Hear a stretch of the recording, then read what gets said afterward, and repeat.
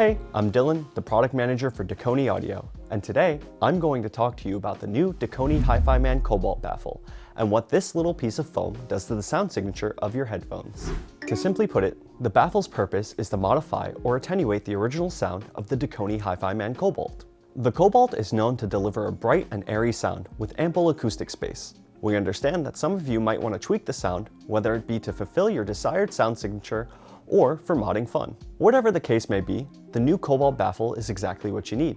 The baffle is made entirely of EVA foam, and its dimensions are 75 by 45 in diameter and 6 millimeters in depth. These baffles are not only compatible with the Dekoni Hifiman Cobalt, but they can also fit into the Hifiman R7DX and the HE R9. What this ring does exactly is it reduces the higher frequency content of the headphones. It's a physical EQ for your headphones. When you place the baffle inside the headphones, the ring sits right around the edges of the dynamic driver, which is where all the high frequency content is found. The baffle will reduce the higher frequencies, and you'll notice a boost in low to mid-range frequencies in your music. Here's a quick tutorial on how to install the baffle into your Cobalt, R7DX, or HE R9 headphones. Grab your baffle and simply place it inside of the ear cup.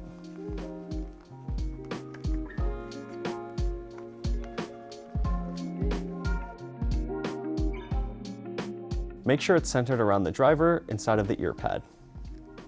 To make sure you have a secure fit, you can lift up your ear pads slightly and tuck them underneath. That way, you won't have to worry about them falling out. Repeat this process once more for the other side. Take it, put it inside the ear pad, center it around the driver, lift the ear pads up to tuck it underneath.